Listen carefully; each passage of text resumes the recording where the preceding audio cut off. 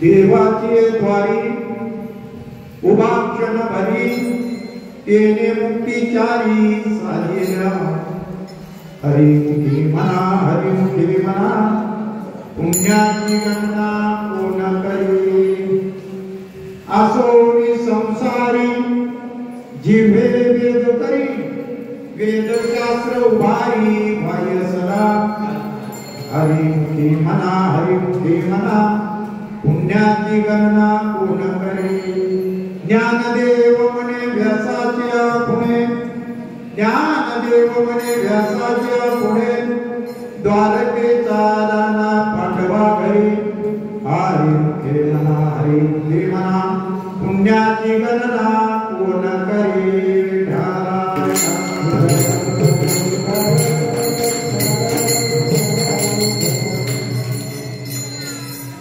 वसुदेव सुतं देवं कंसचाणूरमर्दनं देवकी परमानन्दनं कृष्णं वन्दे जगद्गुरुं गुरुर्ब्रह्मा गुरुर्विष्णु गुरुर्देवो महेश्वरा गुरु साक्षात् परब्रह्म तस्मै श्री गुरुदेव नमः। महायोगपीठे तटे भीमरत्यां वरं पुंडरीकाय दातुं मुनीन्द्र समागत तिष्ठन्तमानन्दकन्दं परब्रह्मलिङ्गं भजे पाण्डुरङ्गं तपोज्ञान वैराग्य भक्ति स्वरूपं सदा अलङ्कृतं साधु संन्यास योगं मुख्ये वेदान्त शास्त्रार्थ विद्धिं नमो नारायण गिरि ब्रह्म स्वरूपम्। ओम नमो ज्ञानेश्वर करुणाकर दयाळा तुमचा लादलो पावन झालो चराचरी मी कळा कुसरी काहीच नेने बोलतो वचने अति भाविका तुमचा लादलो पावन झालो चराचरी धन्य धन्य अडवकनाथा तुमच्या चरणी फिरतो माथा।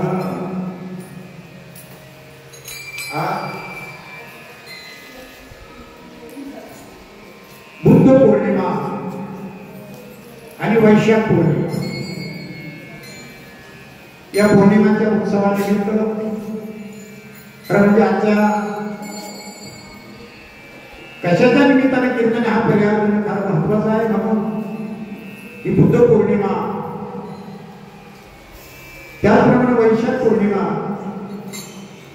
या पौर्णिमेच्या उत्सवाच्या निमित्ताने या ठिकाणी आपण एक तासभर भगवंताचं नामस्मरण करणार आहोत। त्याकरता या ठिकाणी आजच्या या उपस्थितीत या ठिकाणी उपस्थित असलेले आपले बाबूजींचा परिचय सर्वांना माहित आहे। या नाथ संप्रदायातील आपल्या आढळनाथ संप्रदायाची गाथा बाबूजींनी पूर्ण केलेली। बाबूजींनी अनेक प्रकारचं वाङ्मय लिहिले ते बाबूजी या ठिकाणी उपस्थित आहेत। बाबूजींना नमस्कार करतो प्रणाम करतो। त्याचप्रमाणे या ठिकाणी उपस्थित असलेले आमचे शिर्डीचे होते पाहुणे तेही या ठिकाणी सहकुटुंब सहपरिवार उपस्थित आहेत त्यांचाही अभिनंदन करतो। त्याचप्रमाणे बाबूजी बरोबर आलेले सरोदे साहेब आणि काकडे साहेब बुद्धा साहेब यांचंही अभिनंदन करतो। तसेच आमचे पिंपळ सोडून आलेले दत्तू पाटील त्यांचेही या ठिकाणी अभिनंदन करतो। आताच आमच्या कमुनीची गाडी आलेली वाटतं अशोक भाऊ सगळा परिवार या ठिकाणी आला। खरं म्हणजे या परिवारासाठी कीर्तन आपण थोडं लेट ठेवलं नाही तर 11ला कीर्तन आपलं चालू होणार होतं। तरी आजच्या कीर्तनाच्या शेवटसाठी आपण निवडलेला आहोत ज्ञानेश्वर महाराजांच्या हरिपाठातील देवाची याद्वारे उभाक्षण भरी तेजे मुक्तीचारी साधेल्या हरिमुखे म्हणा पुण्याची गणना करू। या मिस्त्री आपण यांच्या लोकांची घटना बघितली तेही या ठिकाणी उपस्थित राहिले यांचंही आमच्या आढळनाथ व्यवस्थापनात अभिनंदन करतो। देवाची याद्वारे उभाक्षण भरी तेजे मुक्तीचारी साधेल्या हरिमुखे म्हणा पुण्याची गणना कोणतरी सर्वांच्या पाठातला अभंग आहे। हरिपाठातला अभंग आहे दररोजच्या म्हणण्यातला अभंग आहे आणि लहानापासून तर मोठ्यापर्यंत सर्वांना माहित अभंग आहे। देवाचं दान होत आहे देवाच्या बारी उभा क्षणभरी एखाद्या वेळेला आता समजा मंदिर आहे रस्त्याला गेट आहे मंदिराचं जाणाऱ्या माणसाने त्या ठिकाणी थांबावं पायाची चप्पल काढावं तिथून दर्शन घ्यावं ते देवाचं द्वार आहे ते देवाचं द्वार आहे देवाचं द्वार कोणतं आहे आणि ते देवाच्या द्वारे एक क्षण करून राहिल्याने काय प्राप्त होतं चारी मुक्तीचं पुण्य प्राप्त होतं चारी मुक्ती चार मुक्ती आहे ज्ञानेश्वर महाराज सांगतात हरिमुखे म्हणा पुण्याची गणना पूर्ण करी मुखाने केवळ हरिनाम त्या भगवंताचं नामस्मरण जर केलं तर त्या नामस्मरणाने तुला काय प्राप्त होईल तुझी पुण्याची गणना पूर्ण करी त्या पुण्याची गणतीच करता येणार नाही इतकं भगवंताचं नाम सोपं आहे आणि ते नाम हरिनाम आहे हरे राम या नामस्मरणाने काय होईल तर त्या पुण्याची गणना सुद्धा करता येणार नाही आसोनी संसारी जिव्हे वेग करी वेदशास्त्र उभारी आसोनी संसार या संसारामध्ये असून या जीवाने वेळमध्ये गतीसाठी मध्ये भगवंताच्या नामस्मरणाकडे गेलं पाहिजे आसोनी संसारी जिव्हे वेग करी वेदशास्त्र उभारी पाहिजे असं भगवान ज्ञानेश्वर महाराज या हरिपाठाच्या अभंगातून सांगतात की ज्ञानदेव म्हणे व्यासाची आहे पुन्हा व्यासांनी सांगितलेलं आहे ज्ञानदेव महाराज सांगतात व्यास म्हणतात की पांडवा घरी कोण आहे ज्ञानदेव म्हणे व्यासाची आहे पुन्हा द्वारकेचा राजा पांडवा घरी द्वारकेचा राजा आहे द्वारकेचा जो पांडुरंग आहे तो पांडवांच्या घरी पांडवांच्या घरी कशामुळे पांडवांच्या घरी कशामुळे पांडवांनी त्या पद्धतीची सेवा केली का पांडवांनी त्या पद्धतीची भक्ती केलेली आहे नवे पांडुरंगासाठी या कृष्णासाठी सर्वस्व अर्पण केलेले पांडव आहे आणि अशा या पांडवांच्या घरी म्हणून ते द्वारकेचा नाम पांडवा घरी थोडक्यात या हरिपाठाच्या अभंगाचं थोडक्यात विश्लेषण केलेले मी आपण आता 1 तासामध्ये जे काही याच्यावर मला बोलता येईल त्या पद्धतीने बोलण्याचा प्रयत्न करीन अभंग सोडवण्याचा प्रयत्न करीन तोही प्रयत्न खरं म्हणजे आरोग्य महाराजांची कृपा संतांनी सरिता गेलो देशा परी चंदनाने पुरी व्यापली जंगलामध्ये जर चंदनाचं झाड असेल ना त्या चंदनाच्या झाडाजवळ एक काठीचं बोराटीचं झाड असतं काठी असतात त्याला 2 काठी असतात ते बोराटीचं झाड त्या चंदनाच्या झाडाजवळ जरी असलं तरी त्या बोराटीला त्या चंदनाचा सुगंध लागतो म्हणून म्हटलेलं आहे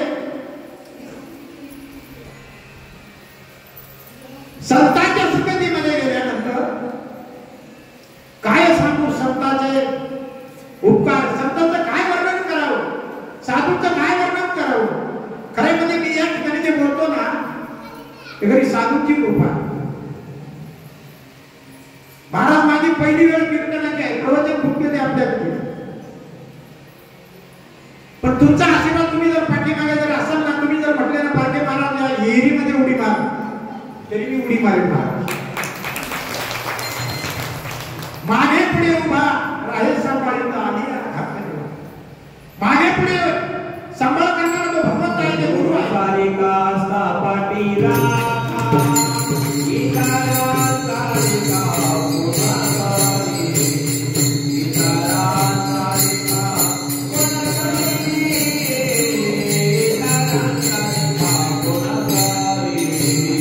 Oh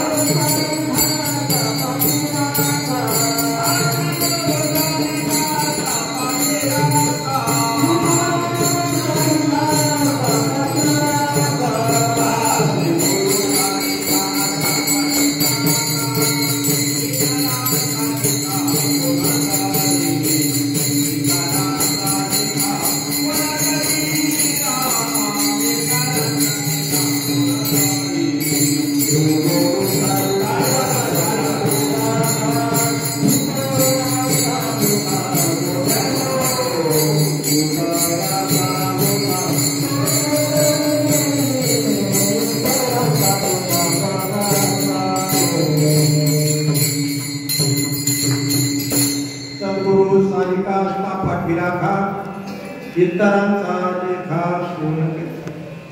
सद्गुरू सारखा जर पाठीराखा आपल्या पाठीमागे जर उभा असेल तर इतरांची काही विचारच करायची गरज नाही. म्हणून भगवान सांगताय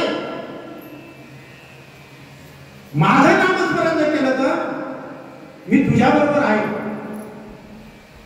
आपल्या ज्ञानेश्वर महाराज म्हणतात की पांडवांच्या घरी भगवंत कसा आहे तर पांडवांनी ज्या पद्धतीने भक्ती केली आहे खरं म्हणजे पांडवांकडे काय आहे पांडवांचं कोणतं सामर्थ्य आहे आप आतमध्ये आहे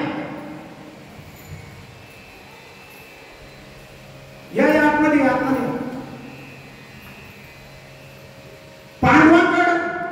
पांडवांनी अशी कोणती भक्ती केलेली भगवंताची विचार करा. थोडं म्हणजे मी बाजूला जाऊन असं बोलतो की आपल्या महाराष्ट्राची आपल्या भारताची संस्कृती अशी आहे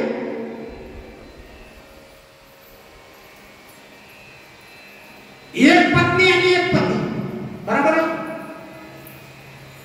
पण या पांडवांकडे काय हो एक पत्नी 5 पती आहे.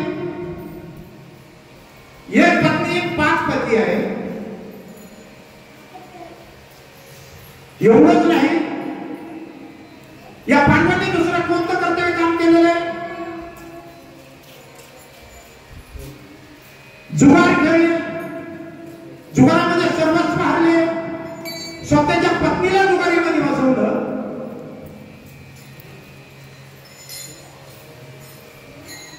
इतकं काही आहे आणि तरी भगवंत पांडवांच्या घरी कारण आपण एका बाजूने जर बघितलं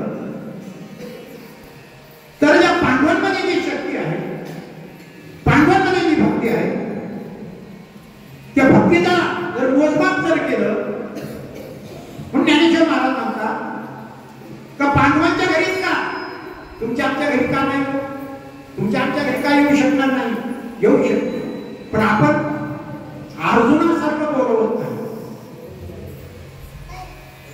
पांडवांसाठी भक्ती आपण करत नाही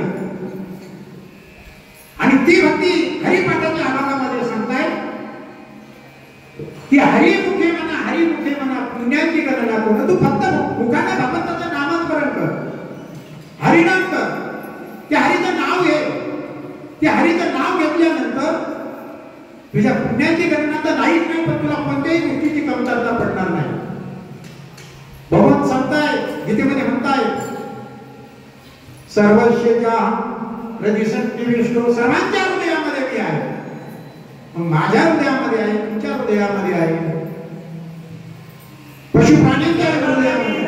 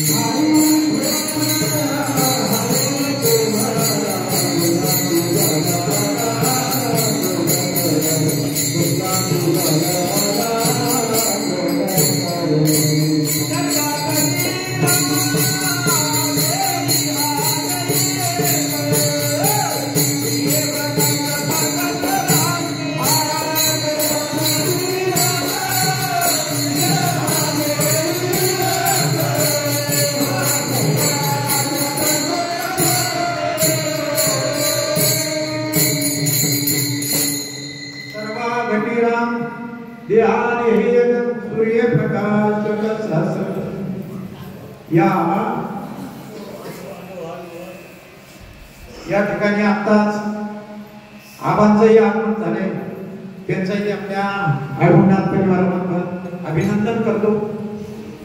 आमच्या कम्युनिटीतून आमचे बाळासाहेब वरपे, राजू पाटील वरपे, अनिल भाऊ, भीमराज पाटील, खरं म्हणजे त्यांना मी म्हटलोय नव्हतो माझं कीर्तन म्हणून, कारण म्हटलं माझं कीर्तन जर म्हणून तर येणार नाही.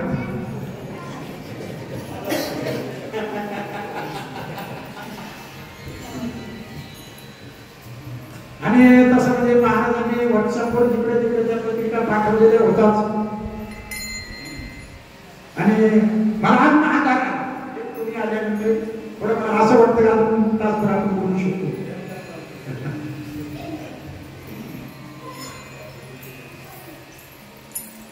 आमचे चिरंजीव संदीप पाटील हे पण या ठिकाणी आले.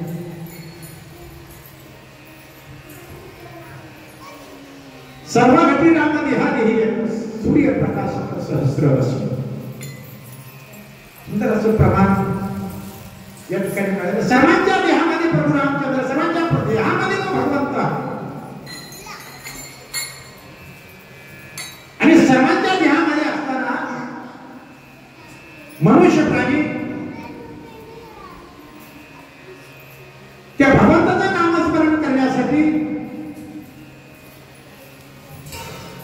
विचार का करत नाही. त्या भगवंताचं नाम खूप सोपं आहे. ते नाम सोपे रे रामकृष्ण गोविंद वाचेची इतकं सोपं नाम आहे. फक्त रामकृष्ण गोविंद ने रामकृष्ण गोविंदाने ध्यान नाम तरी बसणार. रामकृष्ण हरी रामकृष्ण हरी रामकृष्ण अखंड त्याचं भजन करा तरी तो भगवंत आहे. ज्ञानेश्वर महाराजांनी हरिपाठामध्ये म्हटलेलं आहे, योग याग विधी यांनी नवे चिठीला वायाची उपाधी योग याग तप धारणा यांनी काय प्राप्त आहे? नाम आहे. मग याच्यापेक्षा काय सोपं आहे ना. हरिमुखे पण हरिमुखे त्या भगवंताचं नामस्मरण कर. जप तप अनुष्ठान व्यर्थ ठासाया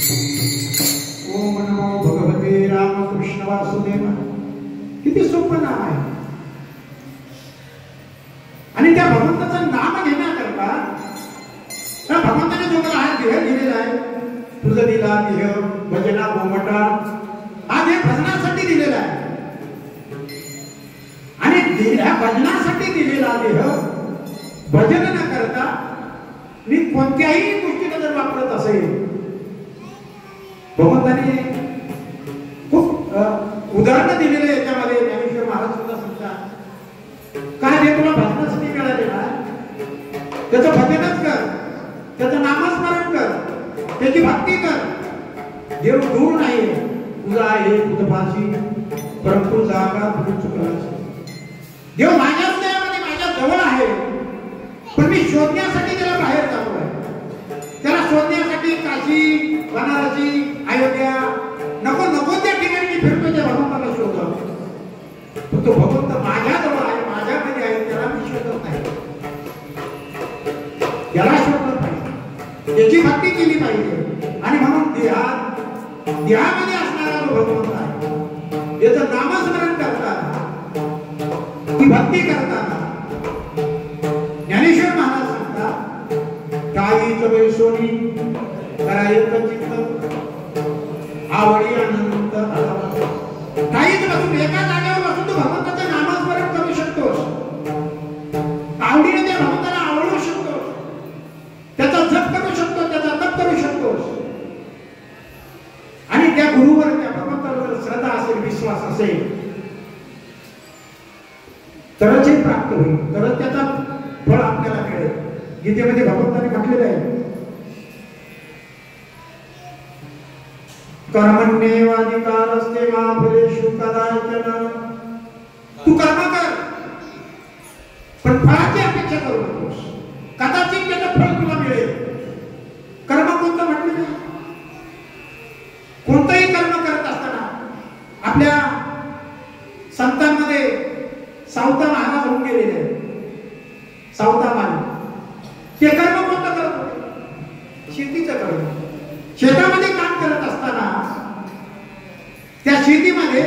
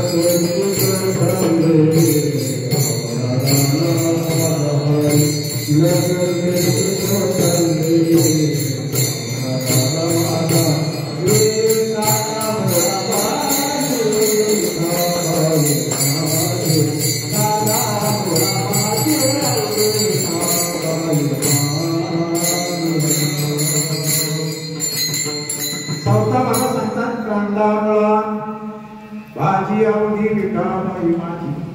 कांद्या पोळ्यामध्ये त्यांना विठाबाई दिसली हो. जनाबाईला गौऱ्यामध्ये पांडुरंग दिसले. पांडुरंग कुठं नाही, सर्वस्व ज्ञान प्रतिसंधी विष्णू म्हणजे विश्वामध्ये व्यापलेला भगवंत आहे. कणाकणामध्ये भगवंत भरलेला आहे.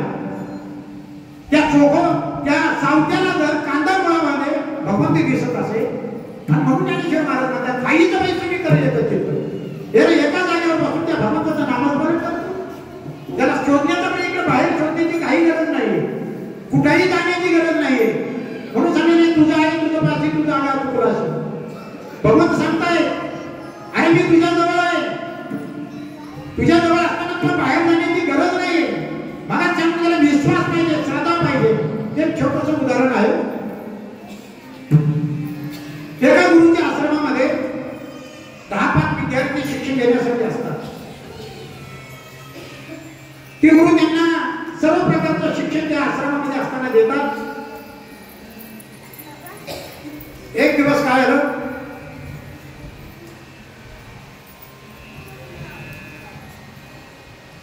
एका मुलाला, एका विद्यार्थ्याला आपल्या गुरुंनी बोलवलं आणि त्या गुरुने त्या विद्यार्थ्याला सांगितलं, बाबा तू आज माझी सेवा कर, आज रात्रभर तू माझे पाय दाबायचे, हात दाबायचे, अशी सेवा करायला सांगितली. तो विद्यार्थी त्या गुरुची सेवा करू लागला. रात्रीची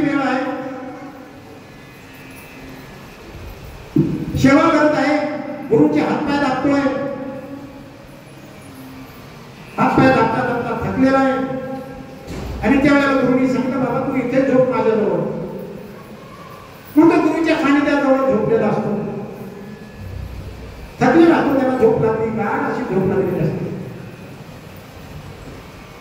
तो पूर्ण झोपेमध्ये असताना गुरुजी उठतात. गुरुजी उठतात, हातामध्ये एक सुरा घेतात. सुरा घेऊन ते विद्यार्थ्या जवळ जातात आणि विद्यार्थ्या जवळ गेल्यानंतर विद्यार्थी असा झोपलेला असतो. त्या दोन्ही बाजूने विद्यार्थ्याचा पाय ठेवतात आणि मध्ये असे विद्यार्थ्याला दोन्ही पायाच्या मध्ये महाराज असे उभे असतात. आणि ज्या वेळेला ते खाली बसतात त्या विद्यार्थ्याच्या पोटावरती, त्यावेळेला त्या विद्यार्थ्याला जाग येते. डोळे उघडल्यानंतर समोर बघतो माझे गुरु माझ्या अंगावरती बसलेले आहेत. त्याच्या हातामध्ये सुरा आहे आणि ते आता सुरा घेऊन असा हात सुराच्या वरती आहे. त्या विद्यार्थ्याने क्षणभर डोळे झाकले.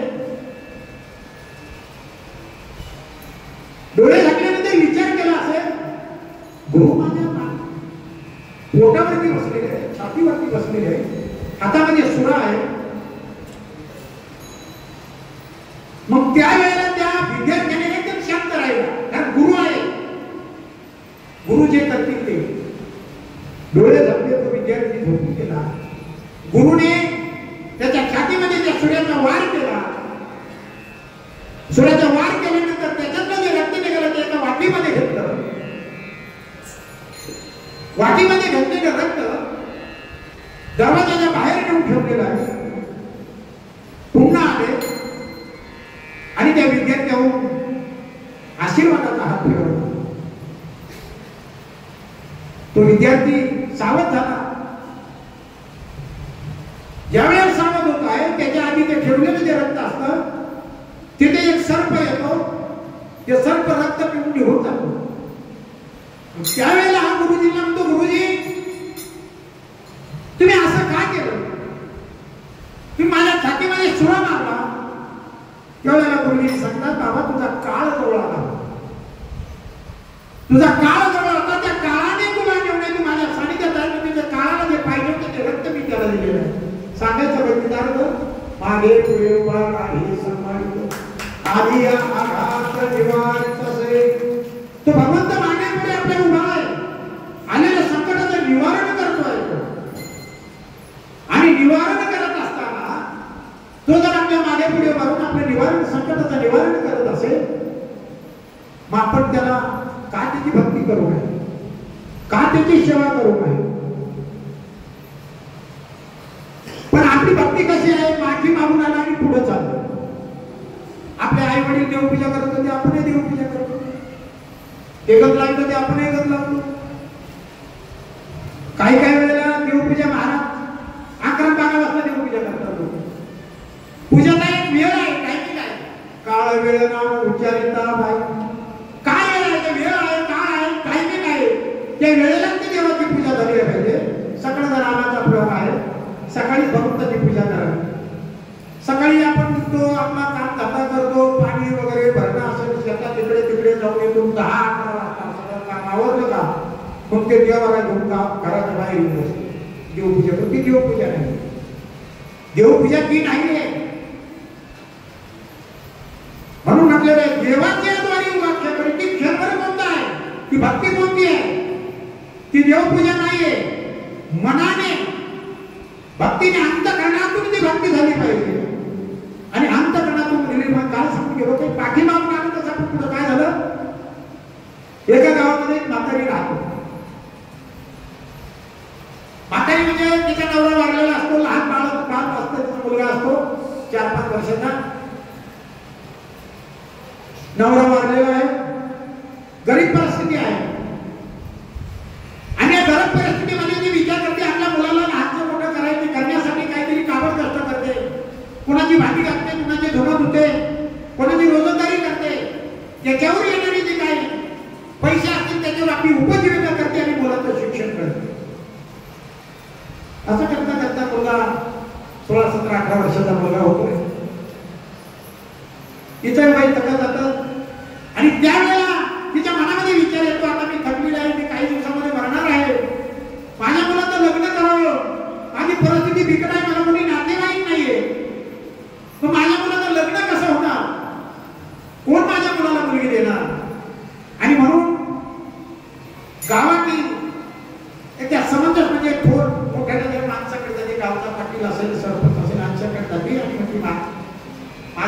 करावं, मी गरीब आहे, माझा मुलगा लग्नाच्या वयामध्ये आलेला आहे, त्याचं लग्न करावं, कुठेतरी गरीबाची मुलगी पहा माझ्या मुलाला द्या, अशा पद्धतीने विनवणी करते. गावे विचार करतो म्हातारीचा स्वभाव चांगला आहे, या मागण्यासाठी पुढे या. आमच्या गावचे प्रतिष्ठित नागरिक वाबळे पाटील कुटुंबासह ते या ठिकाणी आले, त्यांचाही आपल्या अडवणनाथ परिवारामार्फत अभिनंदन करतो. या तारीख या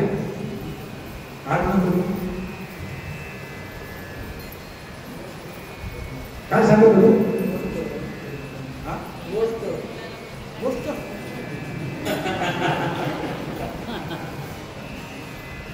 माझ्या मुलाला कुणीतरी मुलगी द्या आणि गावात विचार केला, कारण म्हातारीचा स्वभाव चांगला आहे, मुलाची लाईफ चांगली आहे, फक्त परिस्थिती गरीब आहे, थोडंफार पोटापुरता तिने काम धंदा करून तिचं होतं. मुलगी बघून तिने मुलाचं लग्न ठरलं, गावात सर्वांना निरोप देण्यात आला, बाहेर गावामध्ये लग्न लावण्यासाठी जायचं आहे मुलीला घेण्यासाठी. त्यावेळेला आपल्याकडे पद्धत आहे, हळदीला नवरदेव जातो, दुसऱ्या दिवशी भरण जातं, त्या पद्धतीने त्याही ठिकाणी घडलं. आदल्या दिवशी नवरदेवाची मिरवणुकीसाठी हळदीसाठी नवरदेव गेलेला आहे, नवरदेव हळदीसाठी गेलेला आहे. दुसऱ्या दिवशी म्हातारी घरामध्ये आपला इकडे तिकडे आवडलं, चंद्रा पाजांना निरोप दिला, लग्नाला जाण्याची तयारी केली. घराला कुलूप लावायचं आहे, बाहेर पेटी काढली, सामान काढलं, जायचं आहे, गाडीमध्ये बसायचं आहे, चावी घेतली, घराला कुलूप लावायचं. त्यावेळेला तिला आठवण आली, माझ्या घरामध्ये मांजरीचं पिल्लू पाळले, मांजर आहे, मी जर लग्नाला तिकडे आता चाललेले दिवसभर तिकडे राहणार आहे, ती जर बाहेर आली घराच्या बाहेर, तिला एखाद्या पशुपतीच्यावर हातात केला, तिला मारून टाकले, दिवसभर उपाशी राहील. आणि म्हणून तिने पुन्हा आपला कडी उघडली, आतमध्ये गेली, त्या मांजराला धरलं, एक दुधाची वाटी भरून घेतली, एका कोपऱ्यामध्ये दुधाची वाटी ठेवली, त्याच्यात तिला मांजर ठेवलं, पाठी घातली, ते डालून टाकलं मांजर त्याचा खोली होते त्या मांजरच्या घरामध्ये. एका खोलीमध्ये ते मांजर लावलं आणि ती लग्नाला निघून गेले. दिवसभर लग्नाचा काय कार्यक्रम असेल, लग्न झालं, लग्नविधी झाली, जेवण खावणं झाली, सगळं झालं. आणि पुन्हा नवरीला घेऊन गेल्यानंतर आधी पुढील अशी पद्धत असायची, नवरीला घेऊन आल्यानंतर मारुतीच्या मंदिरामध्ये नवरी नवरदेव जात असायचे आणि त्या ठिकाणी बसायचे, तिथून ओढत घेऊन येत असायचे. पण आता तशी पद्धतच राहिली आहे. मग त्या मारुतीच्या मंदिरामध्ये नवरी नवरदेवाचे उतरलेले आहे, तिथून त्यांची वरात रात्रीची वाजत वाजत आलेले आहे. म्हातारीने आपले घर उघडले, कड्या उघडल्या, नवीन सून आपल्या घरामध्ये येणार आहे, उमरेमध्ये तिचं मला पूजन करायचं आहे आणि त्या तयारीमध्ये ती लागलेले, मांजर काढलेले, तिच्यामध्ये लक्षात राहिलं नाही एका खोलीमध्ये ती वरात घराच्या जवळ आलेली आहे.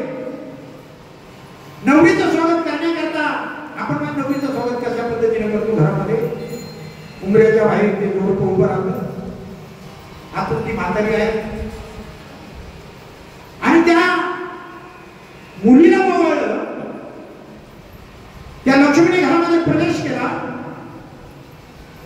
प्रवेश केल्यानंतर तिथला काय विधी असतो तो विधी झाला आणि मग रात्रीच्या वेळेला तिच्या दुसऱ्या खोलीमध्ये जे मांजर टाकलेलं होतं त्या खोलीमध्ये तिच्या नवरीची व्यवस्था केली. तिच्या बरोबर आलेल्या 2-3 कलवड्या आणि पूर्वीपासूनची पद्धत आहे की नवरी बरोबर 2-3 कलवड्या असतातच मुली, पण एक जानकार बाई पाठवावं लागते. शहाणी म्हणजे काय होतं? शहाणी म्हणजे अनुभवी, तिला संसाराचा अनुभव आहे, नात्या गोत्याचा अनुभव आहे, अशी अनुभवातली बाई त्या नवरी बरोबर कलवरी म्हणून आलेली होती, जानकार. मग आता त्या घरामध्ये बसल्यानंतर सगळे मुली बसलेले, कुणी आड्याकडे वाचायला होते, काय तुझं घर आहे, काय असं आहे, काय कसं आहे, सगळं बोलणं चालतं नवरी बरोबर त्या कलावरीचं. ती म्हातारीची कलावरी एका बाजूला बसली, जानकार. पण त्यावेळेला बोलत असताना यांचं लक्ष त्या कोपऱ्यामध्ये असणाऱ्या पाठीकडे गेलं, त्या मुलींचं कलावऱ्याचं. आणि म्हणून एक कलावरी उठली आणि ती म्हणू लागली, या पाठीखाली काय आहे हे पाहण्यासाठी या पाठीखाली काय आहे. म्हणून ती पाठी उचलली, त्याच्या जे मांजर होतं दिवसभर कोंडलेलं मांजर आहे, ते पाठी उचलल्याबरोबर ते पळालं आणि दारातून तसं बाहेर गेल्यानंतर ती कलावरी मुलगी आपल्या मैत्रिणीला आणि आपल्याबरोबर आलेली जी शहाणी कलावरी तिला विचारू लागली, आत्या आजी मामी काय म्हणत असं आता असं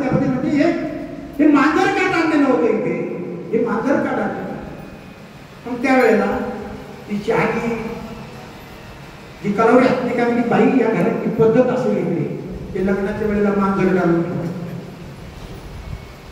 इकडे पद्धत असेल. आता त्या मुलींनी त्याचं लक्षात धरलं. काही ठिकाणी कुठली पद्धत काय कुठं काय पुढे आमच्याकडे मेल्यावर माणसाला जाळतात, तुमच्याकडे कसं असेल मला माहिती कसं आहे. कारण जाताची पद्धत वेगळी आहे.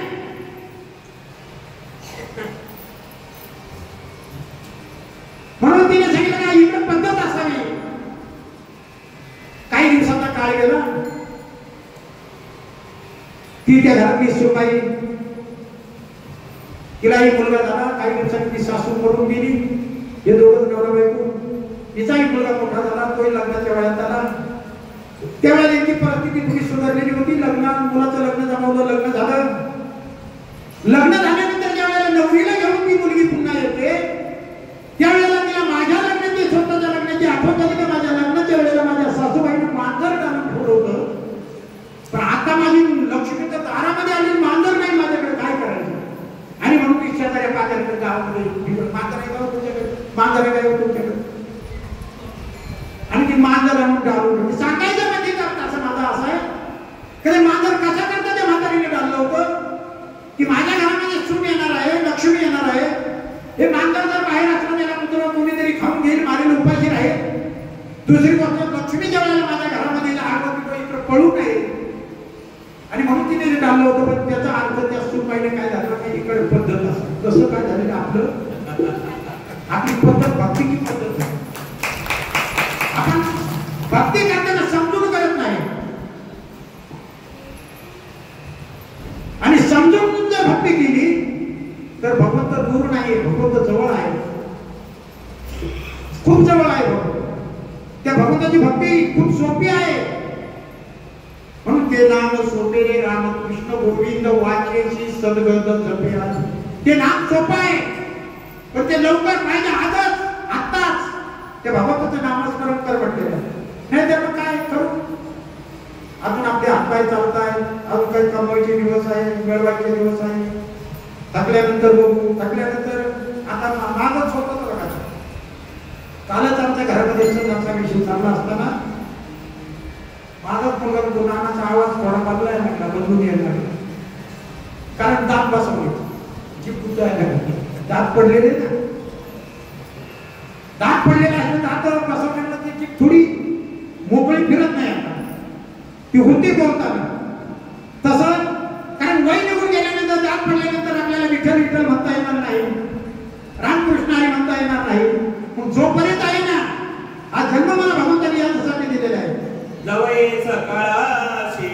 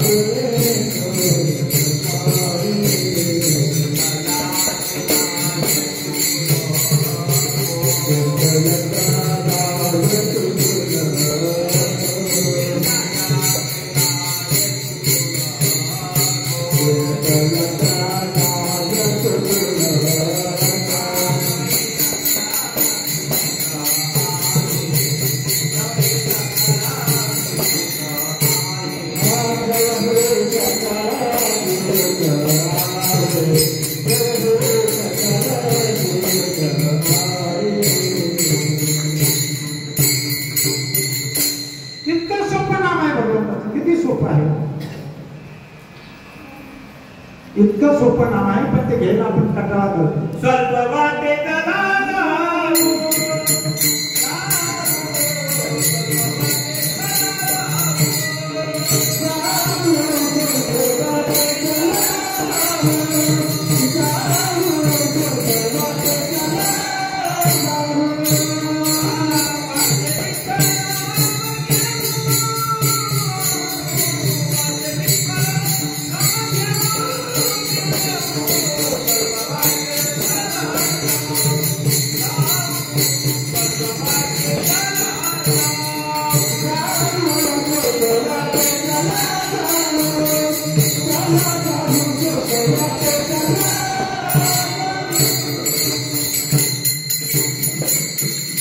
वाटे चला जाऊ वाचे विठ्ठल नाम घेऊ. वाट सोपी आहे. संतांनी आपल्याला वाट सोपी करून दिलेली आहे. संत सांगतात सोपं वाटेने चला. त्या भगवंताचं नामस्मरण करत चला. मुखाने विठ्ठल विठ्ठल म्हणत चला. आणि विठ्ठल विठ्ठल म्हणत गेल्यानंतर तो भगवंत मला भेटेल. तो भगवंत माझ्या आकांक्षा ज्या असतील अपेक्षा ज्या असतील त्या पूर्ण करेल. माझी इच्छा पूर्ण करेल. पण ती पूर्ण करण्याकरता त्या भगवंताची भक्ती केली पाहिजे. दे रे हरी खाकड्यावर हरी खाकड्यावर देत नाही. पल्ल्यावर देत नाही.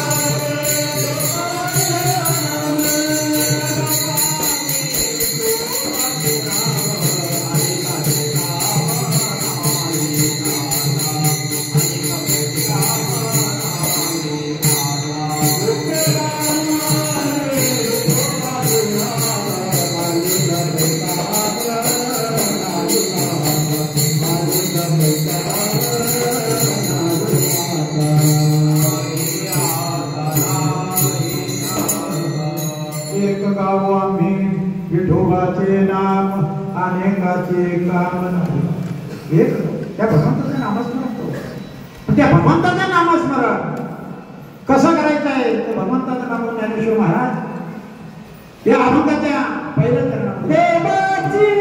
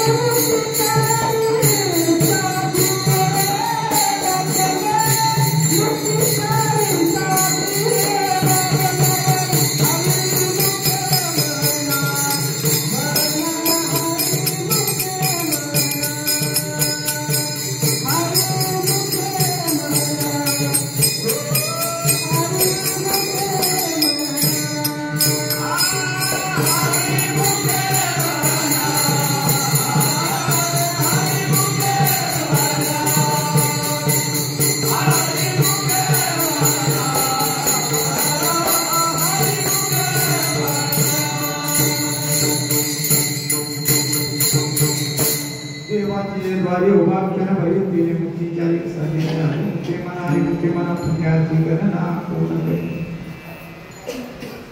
त्या भगवंताचं नामस्मरण इतकं सोपं आहे. त्याचं नामस्मरण करताना कोणत्याही गोष्टीची उणीव सुद्धा भासणार नाही. काय झालं. त्या भगवंताची भक्ती करत असताना एकदा थोडंसं एक उदाहरण मी संत चोखोबाचं देतो आहे.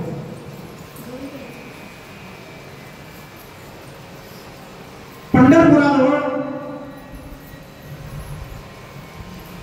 चोखोबाचं गाव आहे.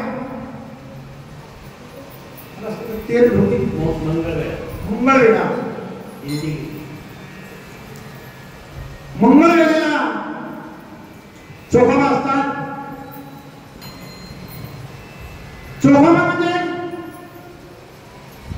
एकदम खाल्ल्या समाजाचे, हरिजन समाजाचे चोखोबा.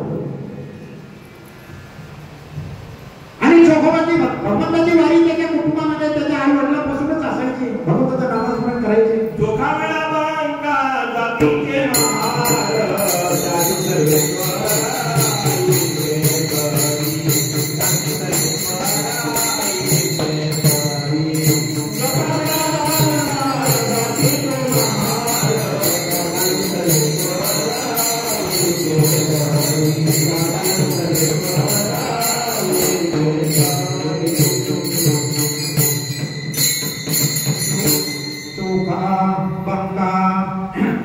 जातीचा महाराज भगवंताचं नामस्मरण त्याशी सर्वेश्वर ऐकते.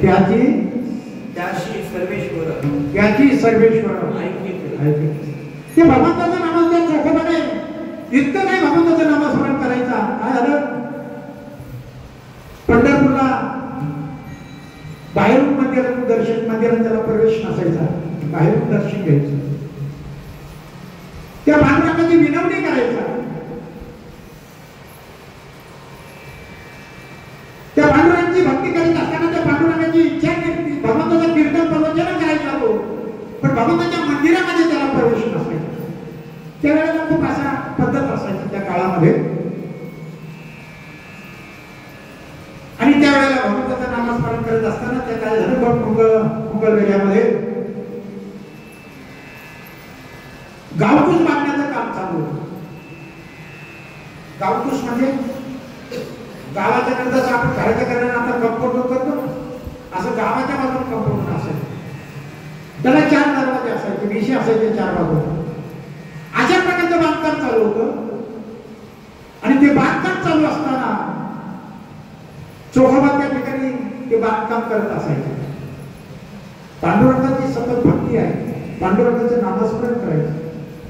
ते बांधकाम करत असायचे. ते बांधकाम करत असताना कर्मधर्म संयोगाने तो बुरुज ढसावला, ती भिंत ढसावली, ती भिंत पडली आणि त्या भिंतीखाली अनेक कामगार गाडले गेले. त्याच्यामध्ये चोखोबा पण होते. बरेच कामगार त्याच्यामध्ये मेले गेले. चोखोबा बी त्याच्यामध्ये गाडले गेले, तेही मेले. आणि त्यावेळेस त्या लोकांनी त्या ढिगारा बाजूला केला, सर्वांना एकत्र अग्नी दिला.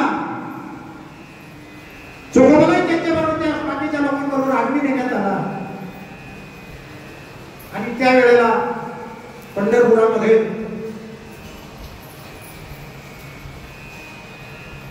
पांडुरंग भगवंत विठ्ठल उभा असताना नामदेव महाराज त्या ठिकाणी आलेले आहेत. आणि नामदेव महाराजांना भगवंत सांगतात, नामा मला चोखोबाला भेटायचं आहे, मला चोखोबाची आठवण येते, तू चोखोबाला घेऊन ये. आणि त्यावेळेला नामदेव महाराज सांगतात की देवा,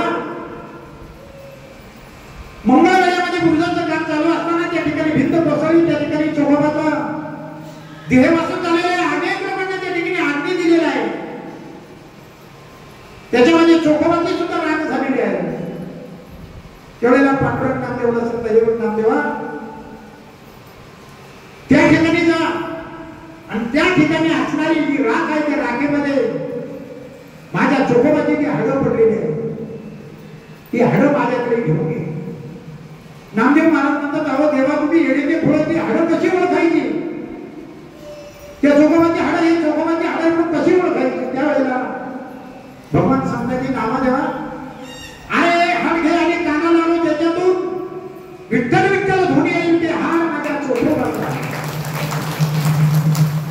ज्याच्यातून विठ्ठल ध्वनी येईल ते हाड माझ्या चोखोबाचं आहे. ते हाड घेऊन आणि म्हणून नामदेव महाराज जातात.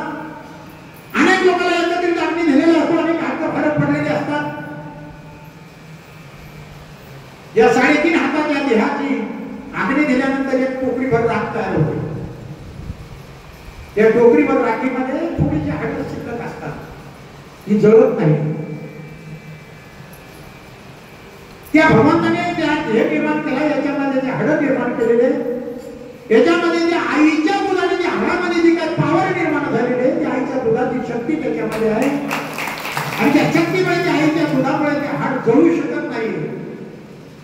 नामदेव महाराज त्या ठिकाणी जातात, राग बाजूला करतात, हाड कानाला घेतात, कानाला लावतात, त्याच्यातून आवाज जर आला नाही की बाजूला टाकतात. असं करत करत चालत चालत चालत ज्या ठिकाणी चोखोबाला जळून भस्म झाले पाहिजे अशा ठिकाणी जातात, हाड घेतात, कानाला लावतात, त्या कानात आवाज येतो विठ्ठल विठ्ठल विठ्ठल विठ्ठल. तो आवाज आल्यानंतर ते हाड बाजूला घेतात. अशा पद्धतीने ते चोखोबाची हाड घेतात, पांडुरंगाकडे येतात आणि पांडुरंगालाही दुःख होतं आणि पांडुरंगाच्या समोर चोखोबाची समाधी दिली. चोखोबाची समाधी पांडुरंगाच्या समोर आहे. म्हणून पंढरपूरला कधी जरी गेला आपण जातो, अगोदर चोखोबाचं दर्शन आहे, नामदेवाचं दर्शन आहे आणि मग आपण पांडुरंगाच्या दर्शनाला जातो. असं या चोखोबाचं महत्व आहे. कशामध्ये भक्ती आहे, पांडुरंगाचं नामस्मरण आहे आणि हे नामस्मरण इतक्या काही पद्धतीने करावं लागतं. काय सांगावं, अर्जुनाचं एक उदाहरण आहे. मग सांगून गेलो की पांडवा घरी, कारण पहाते पांडवा घरी द्वार घेता राणा पांडवा घरी द्वार घेता राणा पांडवा घरी द्वार घेता राणा पांडवा घरी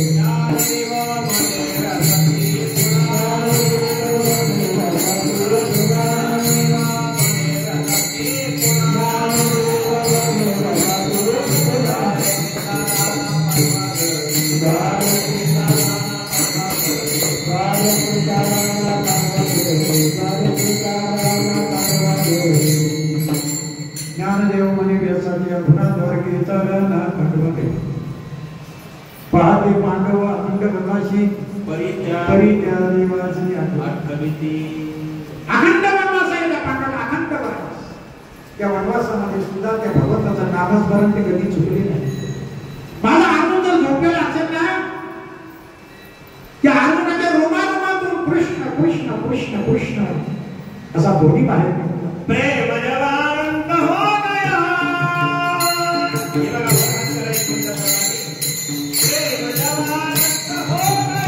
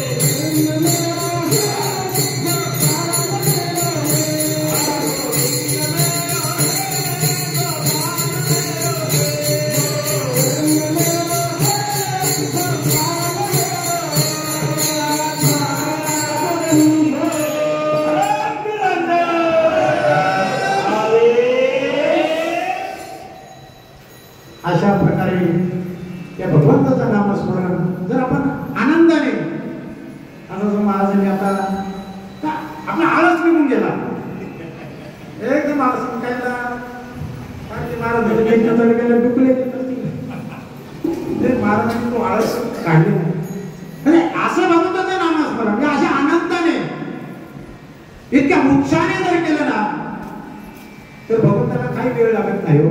आता समजा एवढ्या महिला या ठिकाणी बसलेल्या आहेत, याच्यातल्या एखादी 4 ते 5 वर्षाचा बाळ बाहेर मध्ये खेळत आहे, बाहेर या ठिकाणी कीर्तनामध्ये गुंग झालेले, तिचं बाळ बाहेर खेळत असताना 4-5 मुलांमध्ये खेळत असताना त्याचा आवाज आला, आई म्हणून ज्या वेळेला त्याने आवाज दिला तर त्याच्याच आईने तो आवाज ऐकला, सगळ्यांनी तो आवाज ऐकलेला असतो. तो आई आवाज सगळ्यांनी ऐकलेला असताना काही महिला इकडे तिकडे भात नाही, पण तिच्या मुलाचा आवाज आला, मी कान करून ठेवून उभी राहते, माझ्या बाळाला काय झालं. कारण तो आवाज त्या बाळाचा तिच्या ओळखीचा आहे. बाकीच्या महिला का उठल्या नाही, त्या आवाज तिच्या ओळखीचा नाहीये, पण त्या आपल्या बाळाचा आवाज ओळखीचा आहे. कसं भगवंता त्या मुलासारखा जर आवाज दिला नाही, भगवंता हे पांडुरंगा, त्याचा आवाज जर ओळखीचा करायचा असेल तर संकटाच्या वेळेला आवाज घेण्यामध्ये तो येणार नाही, फायद्याच्या वेळेला त्याला आवाज घेण्यामध्ये येणार नाहीये. मग त्याला काय करावं लागेल, सततम यंतो मा असे प्रयोपासते, सतत सतत या भगवंताचं नामस्मरण करावं लागेल, या देहाला त्याचं वळण लावावं लागेल. आणि ज्या वेळेला या देहाला त्याचं वळण लागेल, त्याच्या रोमारोमामध्ये आपल्या त्याचं नामस्मरण चालेल, त्यावेळेला तो आवाज ओळखीचा होईल. एक दिवस काय झालं, एकूण एक मुलगा आहे, तापानं फणफणलेला आहे, आणि तो ताप आलेला असताना त्या तापामध्ये घेऊन दवाखान्यामध्ये जायचं, दवाखान्यात 10 ते 11 किलोमीटर लांब आहे, जाण्यासाठी साधन नाही, पाऊस चाललेला आहे. अशा वेळेला त्या बाळाला घेतले, पाठची बांधलेला आहे, पायी दवाखान्यामध्ये जाते. रात्रीची 12ची वेळ आहे, डॉक्टरचा दरवाजा वाजवते, डॉक्टर साहेब दार उघडा, डॉक्टर साहेब दार उघडा. माझं बाळ कसं करतंय, तापानं फणफणलेला आहे. तो डॉक्टरचा दरवाजा लवकर उघडत नाही, आणि तो दरवाजा लवकर उघडत नाहीये. काही वेळेला पुन्हा ट्राय करते, ती कावं फोडते, डॉक्टर साहेब दार उघडा, दार उघडल्या जात नाही. काही वेळानंतर त्या आईच्या बाळाचा अंत होतो, ते मेल्या जातं. मेल्यानंतर ती मोठ्याने धावा करते, देवा तू काय केलंस, माझा एकुलता एक मुलगा आहे, माझा आधार आहे, आणि तो आधार तू माझा घेतला, मी कुणाकडे पाहू, कुणाला आवाज देऊ, परंतु तू का असं केलं.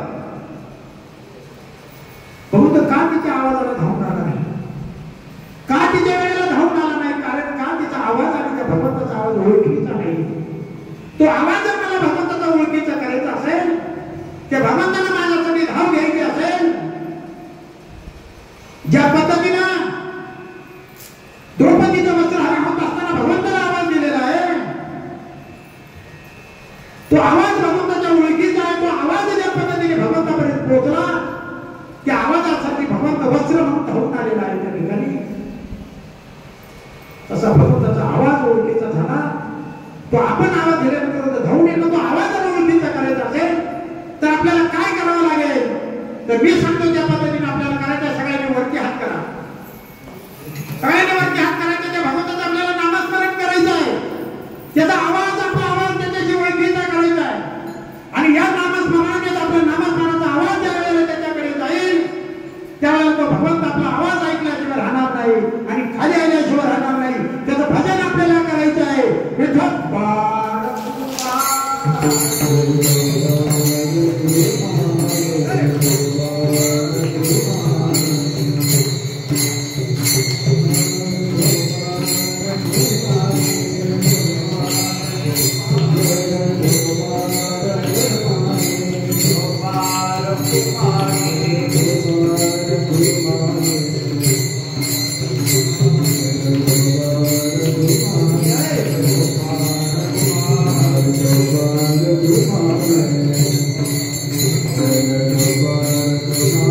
Thank you.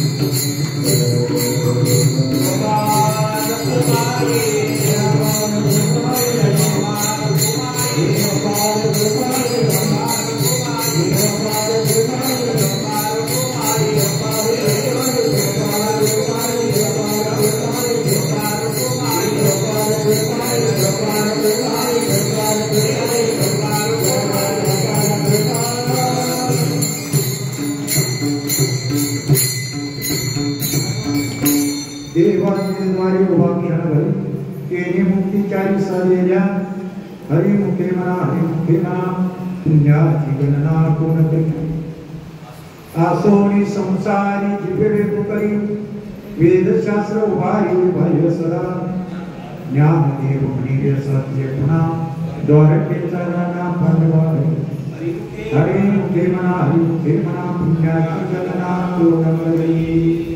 या अभंगावर मला माझ्या वेड्या वाकड्या भाषेमध्ये मी सांगण्याचा प्रयत्न केला, सोडवण्याचा प्रयत्न केला। जे काही बरोबर असेल ते महाराजांचं समजा आणि जे चुकीचं असेल ते माझ्या बुद्धीचे दूर समजा, जे बरोबर वाटलं असेल ते बरोबर घेऊन जा, जे चुकीचं वाटलं असेल ते या ठिकाणी माझ्या पत्रामध्ये टाकून द्या। मला जमेल त्या पद्धतीने भगवंताची या ठिकाणी महाराजांनी सूचना केल्याप्रमाणे सांगितल्याप्रमाणे आजच्या या पौर्णिमेला कीर्तन शिवेचा योग माझ्यावर आला, मी भाग्य समजतो। बुद्ध पौर्णिमा, वैशाख पौर्णिमा, त्याचप्रमाणे अन्नदान ही आमच्या बंधूंचं, आमच्या मुलाचंच आणि कीर्तनही आमचंच।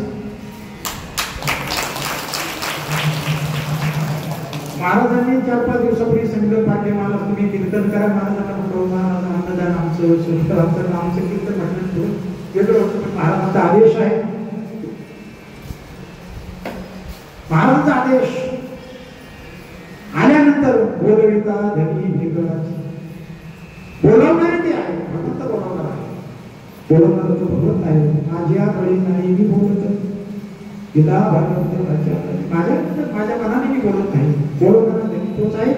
आणि त्या भगवंताचं आपण या ठिकाणी नामस्मरण केले। पुन्हा एकदा जाता जाता मी सांगेल की त्या भगवंताचं नामस्मरण करा, आई वडिलांची सेवा करा, शेजाऱ्यावर प्रेम करा, अन्नदान करा, होता नाही तेवढं आपल्या हाताने दान धर्म करण्याचा प्रयत्न करा। दान धर्म करत असताना ही भूमी जी आहे, हे हनुमंताची भूमी इतकी पावन भूमी आहे। या ठिकाणी माणिक नावाच्या शेतकऱ्यानं 9 नाथापैकी असणाऱ्या गोरक्षनाथाला अन्नदान केलं आणि ती अन्नदान केलेली भूमी या ठिकाणी आहे। आणि या ठिकाणी गोरक्षनाथ महाराजांनी सांगितल्याप्रमाणे त्या माणिकाचा अभंग या ठिकाणी झाला। महाराजांच्या मुखातून आपण अनेक वेळेला तिथले माहिती आपण ऐकलेली आहे। तोच माणिक नावाचा शेतकरी अभंग म्हणून या ठिकाणी आहे आणि त्याची ही पुण्यभूमी आहे, म्हणून या ठिकाणी अन्नदान केलं, एक रुपया जरी दान केला या ठिकाणी तरी भगवंत या अडवणार महाराज तुमच्या रुपयाची ठेवत नाही, उपकार ठेवत नाही, तो 10 पटीने तुम्हाला दिल्याशिवाय राहत नाही, असा आमचा स्वतःचा अनुभव आहे। या अडवणाचे पाय धरल्यानंतर काय होतं तो अनुभव आमचा आहे।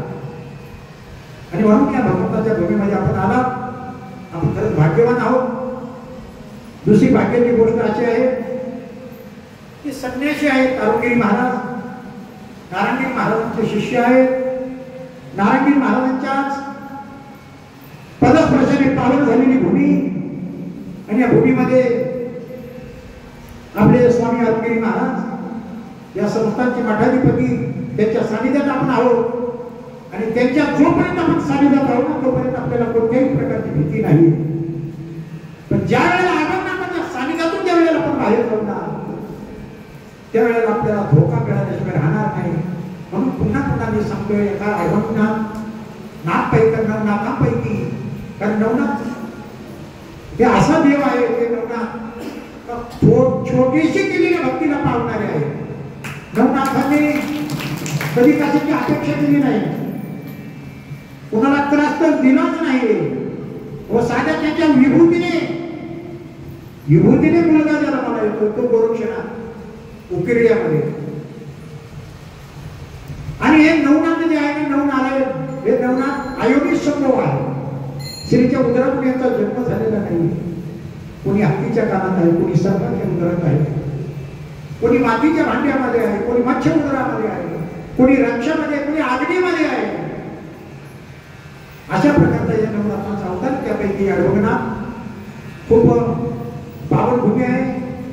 आणि या ठिकाणी केलेला नवस, केलेली अपेक्षा ज्या आपल्या मनामध्ये आहे ना, ते भगवंताच्या अडवणनाथाच्या समाधी स्थळाजवळ गेल्यानंतर समाधी स्थळावर हात जोडून उभे राहा, विनवणी करा त्या नाथांना. तो तुमची ऐकल्याशिवाय राहणार नाही आणि तो तुम्हाला तुमच्या अवस्थेला आवड दिल्याशिवाय राहणार नाही. कारण त्या पद्धतीची श्रद्धा, त्या पद्धतीची भक्ती त्या ठिकाणी ठेवा. त्या अडवणनाथाचे पाय धरा आणि आपला संसार सुखाने करा. या ठिकाणी मी माझा भाषेमध्ये सांगण्याचा प्रयत्न केला, तुम्ही ऐकला. आता या ठिकाणी झालेली सेवा मी अडवणनाथाच्या चरणी अर्पण करतो, थांबतो. ज्ञानेश्वर माऊली